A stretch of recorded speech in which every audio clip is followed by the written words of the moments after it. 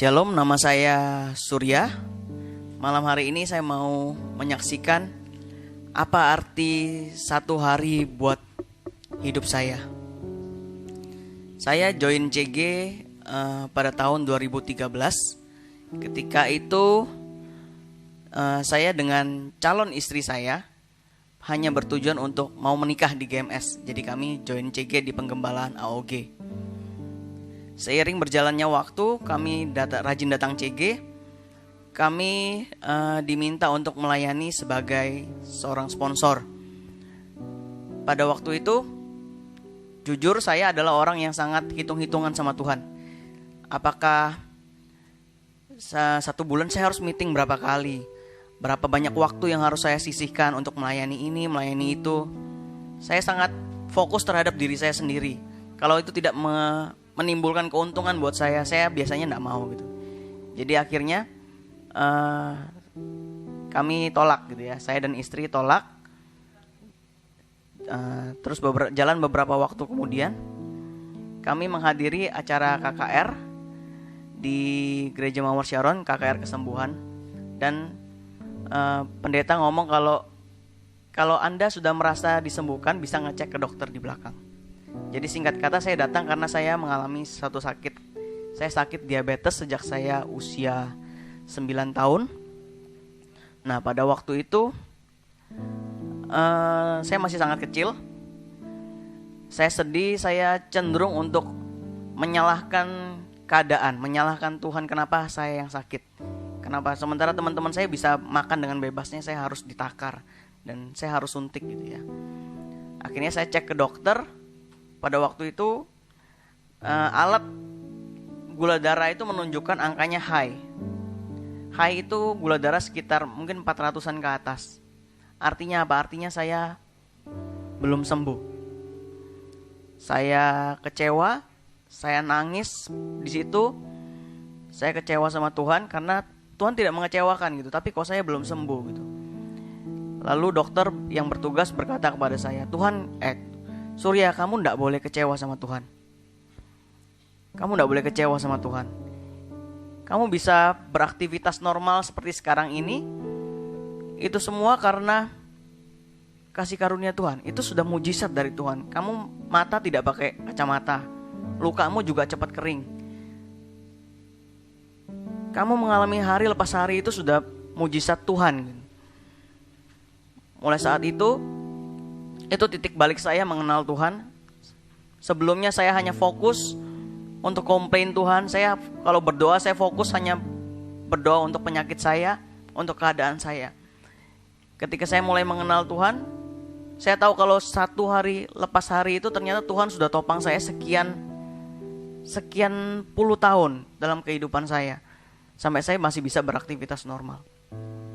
Singkat kata, akhirnya kami diutus ke CG umum di bawah penggembalaannya Pak Adrian dengan CGL kami Ko Franky. Kami terus diberikan visi untuk melayani jiwa-jiwa. Saya orang yang punya 1000 alasan untuk tidak memikirkan orang lain. Toh saya sendiri masih sangat kurang, saya sendiri sakit. Gimana saya mau mendoakan orang yang sakit? Tapi saya terus diajak untuk, saya nggak melihat masalah saya nggak melihat penyakit saya. Ayo layani satu jiwa demi satu jiwa biar mereka ketemu Kristus. Kami jalani hari lepas hari sampai Ko Franky minta kami untuk melayani sebagai seorang sponsor. Pada waktu itu kami flashback ke KKR.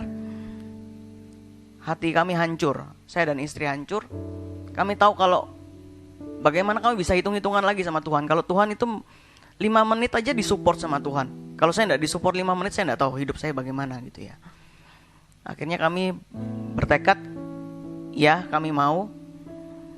Tapi kami tidak tahu apa yang bisa kami berikan sama Tuhan. Tuhan, apa yang bisa kami berikan, kami tidak tahu. Kami jalan hari lepas hari, jiwa demi jiwa kami layani sampai kami diminta untuk melayani sebagai CG leader. Pada waktu itu saya bingung, saya dan istri bingung. Tuhan, apa yang bisa kami berikan? Apa kami ini layak Tuhan? Apa kami ini mampu? Tapi dalam hati saya cuma mau karena saya tidak mau menyanyiakan hidup saya yang Tuhan sudah beli sekian puluh tahun itu. Tuhan sudah beli mensupport hidup saya hari lepas hari. Ya saya mau, tapi saya tidak tahu saya mesti ngapain, saya mesti bagaimana, saya tidak tahu. Sampai saya diurapi sama Ko Adrian. Setelah saya diurapi beberapa waktu kemudian, ternyata Ko Adrian cerita sama saya kalau ternyata ketika saya diajukan untuk sebagai CG leader, itu Ko Adrian pertamanya nolak gitu ya. Karena pemimpin mengasihi saya, karena Ko Adrian mengasihi saya, bilangnya kalau saya tunjuk sebagai CG leader, apakah tidak akan membebani saya? Karena saya dengan penyakit saya, dengan kondisi saya diberikan beban sebagai CG leader, takutnya akan memperparah kondisi saya. Dan ternyata Roh Kudus berbicara sama Ko Adrian, bilang, aku mau pakai Surya dengan kondisi, dengan kelemahannya dia, dengan sakitnya dia. So what? Saya dengar seperti itu, hancur hati saya. Akhirnya kami jalan sebagai CG leader hari lepas hari dengan segala keterbatasan yang kami punya. Kami melayani jiwa demi jiwa. Sampai suatu kali kami melahirkan CG.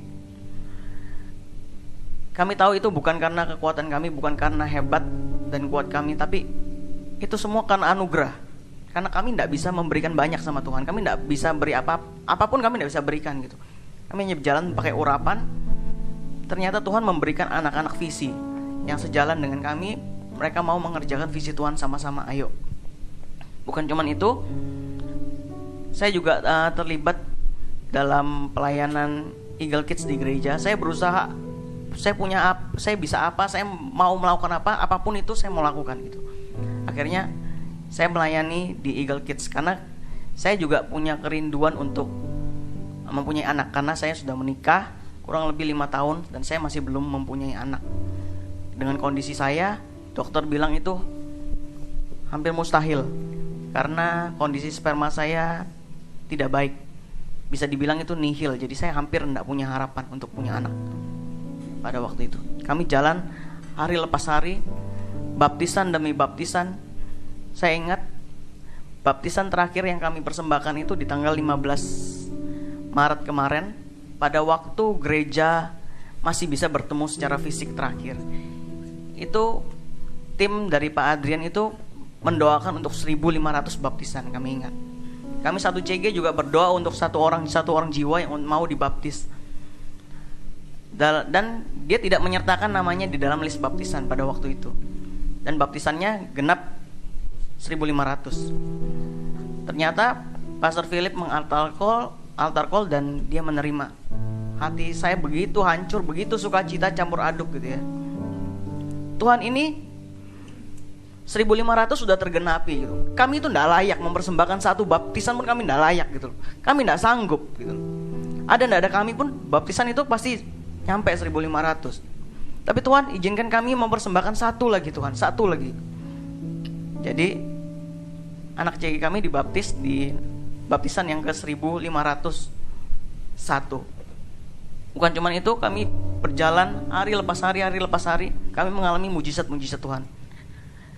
Anak yang kami nantikan selama pernikahan kami 5 tahun, yang hampir tidak ada harapan itu, kami tidak melihat dalam masalah kami jalan terus. Ternyata istri saya Juni tahun lalu hamil, dan Februari kemarin sudah melahirkan anaknya laki-laki dan sehat sekali tanpa kurang suatu apapun. Saya tahu itu bukan karena kehebatan kami, tapi karena Tuhan itu begitu ajaibnya, begitu mulianya, begitu hebatnya mengaruniakan mujizat demi mujizat bagi kami yang berjalan di dalam visinya. Terus terang, kondisi saya bukan tambah hari tambah baik. Kondisi saya itu tiap hari, dokter berkata tiap hari kondisi saya itu tidak bisa tambah baik, tapi hanya bisa dijaga atau semakin memburuk. Dan dokter memvonis saya dalam 8 tahun, jika saya menjaga kondisi saya yang sekarang, itu saya akan cuci darah dalam 8 tahun. Jadi ginjal saya sudah kena kurang dari 50%. Tapi kami terus mengerjakan visi Tuhan satu hari demi satu hari.